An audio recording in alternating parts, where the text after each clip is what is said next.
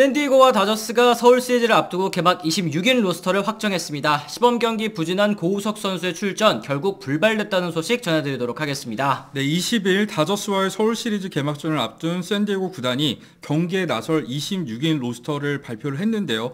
갑작스러운 부상에 대처하기 위해서 한국에는 31명의 선수가 왔지만 5명의 선수는 개막 로스터에 합류하지 못하는 그런 상황이었거든요. 그런 상황에서 결국에 고우석 선수가 로스터에 합류하지 못한 5명 중 1명이라는 사실이 밝혀지고 말았습니다. 그렇습니다. 어쨌든 고우석 선수 올 시즌을 앞두고 포스팅을 통해서 보장 금액 2년 450만 달러의 샌디에고와 계약을 했는데요. 저희가 사실 진출할 때 당시에도 이거 고우석 선수의 도전이다. 왜냐하면 지난해 성적이 좋지 못했고 또 부상도 또 있었고요. 올 시즌까지 KBO 리그에서 뛰고 FA로 나가는 게 선수 본인에게는 금전적으로 좀 더 도움이 될 것으로 예상을 했습니다만 일단 한 해라도 더 빨리 젊을 때 나가고 싶다라는 선수의 이 의지가 반영된 그런 계약 아니었습니까? 그렇죠. 시범경기 중반까지 구속이 잘 안 올라왔다는 점도 짚어야 될 것 같아요. 고우석 선수 같은 경우에는 지난해 패스볼 평균 구속이 마일로 환산했을 때는 95마일가량이 나왔었는데 시범경기 첫 등판에서는 93마일,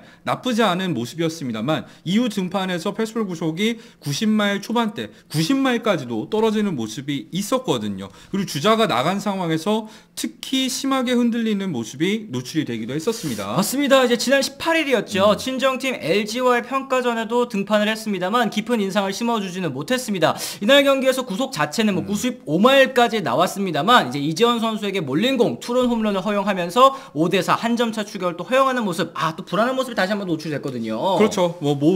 추가 실점 없이 경기를 끝내면서 세이브 지표를 올리기는 했습니다만 여기서의 부진이 어느 정도 이 샌디에고 결단에 영향을 미친 것 같죠.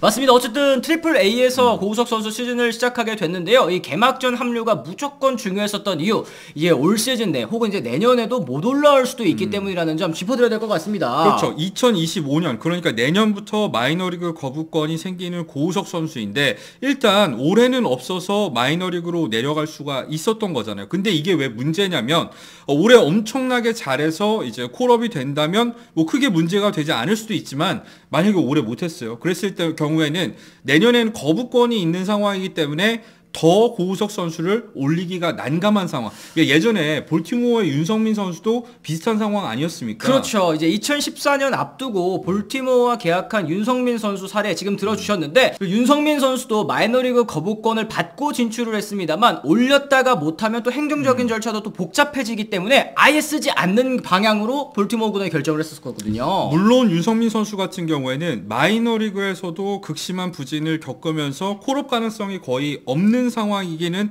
했다는 점 짚어야 되겠습니다만 결국 결과적으로 봤을 때는 상호 계약 해지로 국내에 돌아오는 선택까지 이르게 됐다는 거, 이 부분은 다시 한번 짚어야 될 것 같아요. 그렇죠. 그러니까 고우석 선수도 만약에 올해 활약하면서 메이저리그에 콜업되고 그리고 이 내년에 한 자리, 확실한 한 자리를 확보하지 못한다고 한다면 내년에도 이제 마이너리그에 잔류할 가능성이 굉장히 높아 보인다라는 거죠. 사실 이거는 연봉 때문이기도 한데요. 2년에 450만 달러. 물론 우리나라 돈으로 했을 때 60억 원이 넘는 돈이지만 메이저리그 기준으로 했을 때는 이 돈이 큰 돈이 아니라는 걸 좀 짚어야 될 것 같습니다. 그랬을 때는 마이너리그에 그냥 박아놓고 쓴다고 하더라도 샌디에고 입장에서는 물론 재정난을 겪고 있습니다만 큰 영향은 없는 금액이라는 거 말씀을 드릴 수 있겠죠. 그렇습니다. 이제 고우석 선수 앞으로의 전망에도 좀 먹구름이 꼈다고 볼 수 있는데요. 결국 이제 비슷한 위치에 있는 우한 불펜이죠. 스티븐 콜렉 선수와의 경쟁에서 밀렸다고 볼 수 있을 것 같습니다. 콜렉 선수가 시범 경기 동안 6경기 5.2이닝 무실점, 물론 세부 지표는 삼진 5개, 볼넷 4개, 좋지는 못했습니다만 어쨌든 시범 경기 때도 올라와가지고 나쁘지 않은 모습을 또 보여줬기 때문에 고우석 선수보다 먼저 선택을 받았다라는 거. 그랬을 때 고우석 선수가 이 한국 팬들 앞에서 메이저리그 개막전에 나서는 모습 많은 분들이 기대를 하셨을 것 같은데 일단은 아쉽게 된 상황이라고 할 수 있겠습니다. 그리고 고우석 선수 본인도 지금 마음을 좀 잘 추스려야 될 필요가 있어 보입니다. 보입니다. 그리고 어쨌든 시범 경기 동안 고우석 선수 등판도 좀 보신 입장에서 어떤 부분을 좀 보완을 해야 될지, 아니면 또 앞으로 마이너리그에서 어느 부분을 좀 더 잘 추스려야 될지, 이런 부분도 좀 짚어봐야 될 것 같아요. 제가 고우석 선수한테 아쉬웠던 부분이 어떤 부분이냐면, 사실 시범 경기에서 경쟁을 펼쳐야 하는 메이저리그 유망주들 같은 경우에는 윈터리그라던가 다양한 방식을 통해서 이미 몸 상태를 완벽하게 갖춘 상태에서 시범 경기에 돌입하잖아요. 근데 고우석 선수 같은 경우에는 뭐 어떤 이 건강적으로 문제가 있었는지 모르겠습니다만 정규 시즌에 보였던 거에 비해서 구속이 너무 안 나왔다는 거, 이 부분을 짚을 필요가 있을 것 같고요. 네. 또 피치컴이라던가 피치클락이라던가